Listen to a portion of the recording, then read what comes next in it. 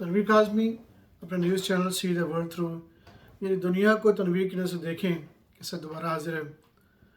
अहम मौजू है, मेरा ख्याल था कि अपने ख्यालात का इज़हार करूँ। ईद उल अज़हा, हज के इख्तिताम पर एक खुशी और दुनिया भर में मुसलमानों के घरों में जानवरों की कुर्बानी, ये एक बहुत हसास मौजू है, लेकिन मैंने सोचा कि अपनी राय पेश करूँ।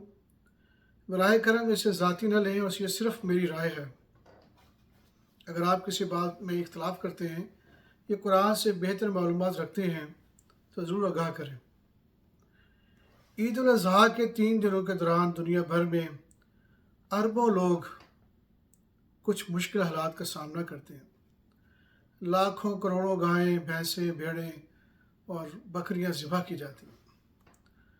बहुत से ममालिक को लाखों टन फजला संभालने, सफाई बरकरार रखने, बदबू, हर तरफ फैले कचरे, बीमारियों और वायरस से निपटने में शदीद मुश्किलात पेश आती हैं। तकरीबन हर गली में जानवरों की इलाइशें नज़र आती हैं, जो एक बहुत तकलीफ़देह सूरत हाल बन जाती है।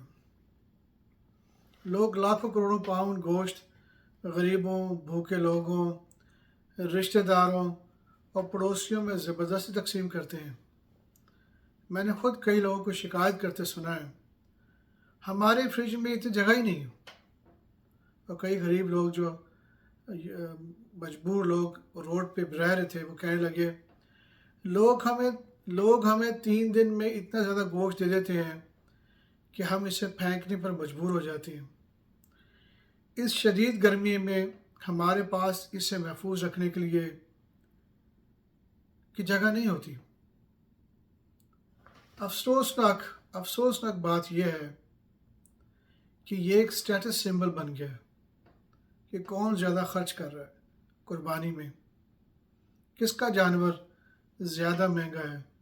दिखावा और फ़ख्र जो एक नेकी की बजाय गुनाह की शक्ल इख्तियार कर चुका है। कुरान की हदायत के मुताबिक दुनिया भर में मस्जिद हराम में हज के लिए आने वाले लोगों के बारे में कहा गया है कि इन्हें खाना खिलाया जाए, कुर्बानी की जाए और बेहतरीन प्रोटीन यानी गोश्त फराहम किया जाए, ताकि वो अल्लाह ताला का शुक्र अदा करें, क्योंकि वो अल्लाह के घर के मेहमान होते हैं। इन्हें देखते हैं, आइए अब हम देखते हैं कुरान मजीद इस बारे में क्या फरमाता है। सूरह बकरा नंबर 2 आयत नंबर 196, और अल्लाह के लिए हज और उम्रा मुकम्मल करो। फिर अगर तुम रोक लिए जाओ तो जो कुर्बानी आसानी से मैसर हो वो पेश करो, और अपने सर न मंडवाओ जब तक कुर्बानी अपने मुकर्ररा मकाम तक न पहुंच जाए। फिर तुम में से जो बीमार हो या इसके सर में कोई तकलीफ़ हो तो वो रोज़े, सदक़े या कुर्बानी के ज़रिए से फ़िदिया दे। फिर जब तुम अमन की हालत में हो तो जो शख्स उम्रा करे फिर हज करे, वो जो कुर्बानी है आसानी से मैसर हो पेश करे, और जो कुर्बानी ना पाए तो हज के दौरान 3 रोज़े रखे और 7 रोज़े इस वक्त जब वापस लौटो। ये पूरे 10 रोज़े हैं।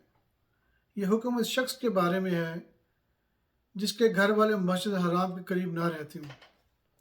और अल्लाह से डरो और जान लो कि अल्लाह सख्त सज़ा देने वाला। एक और आयत है कुछ, सूरह सफ़ात नंबर 37 आयत नंबर 102, इब्राहिम के बारे में। जब वो लड़का इनके साथ दौड़ धूप की उम्र को पहुंचा तो इब्राहिम ने कहा, ऐ मेरे बेटे, मैं ख्वाब में देखता हूँ कि मैं तुम्हें ज़िबा कर रहा हूँ, तो तुम्हारी क्या राय है? उसने कहा, मेरे वालिद, जो आपको हुक्म दिया गया है वो कीजिए। अगर अल्लाह ने चाहा तो आप मुझे सब्र करने वालों में पाएंगे। फिर जब दोनों ने फरमाबरदारी कबूल कर ली और इब्राहिम ने इसे पेशानी के बल लटा दिया तो हमने आवाज़ दी, ऐ इब्राहिम, تم نے خواب سچا کر دکھایا۔ بے شک ہم نیکی کرنے والوں کو اسی طرح جزا دیتے ہیں۔ یقیناً یہ ایک کھلا ہوا امتحان تھا، اور ہم نے ایک بڑی قربانی کے ذریعے اس کا فدیہ دے دیا، اور بعد میں آنے والوں میں ان کا ذکر خیر باقی رکھا، یعنی ابراہیم کا۔ سلام ہو ابراہیم پر، بے شک ہم نیکی کرنے والوں کو اسی طرح بدلہ دیا کرتے ہیں۔ یقیناً وہ ہمارے مومن بندوں میں سے تھے۔ ایک اور آیت، قرآن سورہ حج، اور اونٹ اور مویشی ہم نے تمہارے لیے اللہ کی نشانی میں سے بنائے ہیں۔ سورہ حج نمبر 22 آیت نمبر 37۔ اور اونٹ اور مویشی ہم نے تمہارے لیے اللہ کی نشانی میں سے بنائے ہیں، ان میں تمہارے لیے بھلائی ہے، بس ان پر اللہ کا نام لو، اور جب وہ قطار میں کھڑے ہوں، پھر جب وہ اپنے پہلوں پر گر جائیں تو خود بھی ان میں سے کھاؤ، اور محتاج اور سوال کرنے والوں کو بھی کھلاؤ۔ اسی طرح ہم نے انہیں تمہارے تابع کر دیا ہے تاکہ تم شکر گزار بنو۔ ایک اور جو سورہ بڑی اہم ہے، وہ سورہ کوثر نمبر 108 آیت نمبر 1 سے 2۔ بے شک ہم نے آپ کو کوثر عطا کی ہے، بس اپنے رب کے لیے نماز پڑھا کریں اور قربانی دیا کریں۔